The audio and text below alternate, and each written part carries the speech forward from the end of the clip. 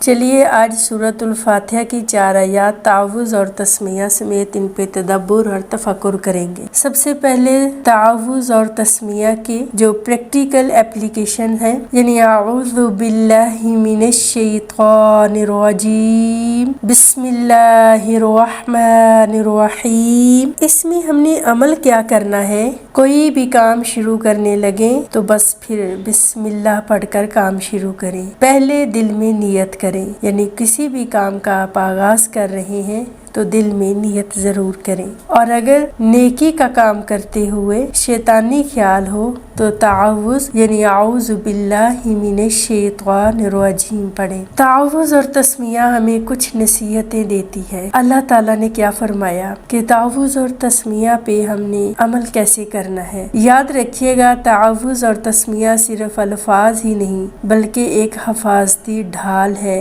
آج سے یہ سمجھ لیں کہ اعوذ باللہ آپ کے لیے ایک تعویذ کا کام کرے گا انشاءاللہ۔ تسمیہ ایک برکت کی کنجی ہے۔ کسی بھی کام کی آغاز سے پہلے بسم اللہ الرحمن الرحیم پڑھتے رہیے گا، جان لے کہ یہی برکت کی کنجی ہے۔ اور اگر ہم نے تعوذ اور تسمیہ کو اپنی زندگی کا حصہ بنا لیا تو یاد رکھیے گا، سب سے پہلے ہم گناہوں سے بچ جائیں گے، کاموں میں برکت ہو جائے گی، دل کو سکون ملے گا اور اللہ تعالیٰ سے تعلق ہمارا اور مضبوط ہو جائے گا۔ سورۃ الفاتحہ کی پہلی 4 آیات میں جو ہمارے لیے لائف لیسنز ہیں، ان 4 آیات سے ایک مکمل زندگی کا ڈھانچہ فارمولہ ملتا ہے۔ الحمدللہ رب العالمین، یہ آیت کہتی ہے بندو شکر گزار بنو۔ الرحمن الرحیم، یہ آیت کہتی ہے بندو رحم دل بنو، رحم کرنا سیکھو۔ مالک یوم الدین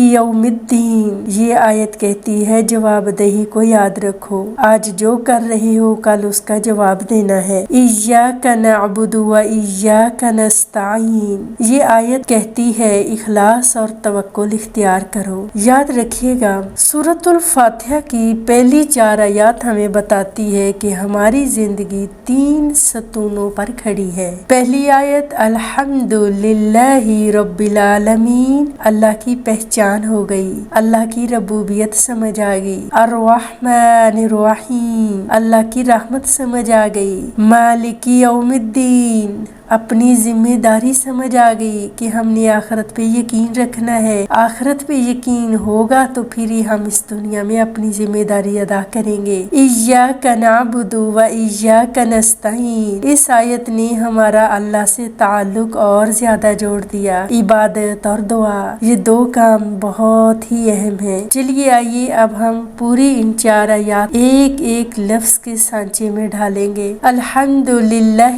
رب العالمین نے کہا شکر کرو، شکر ادا کرو۔ الرحمن الرحیم نے کہا رحم کرو۔ مالک یوم الدین نے کہا آخرت کی جواب دہی دینی ہے، جواب دینا ہے اللہ کو۔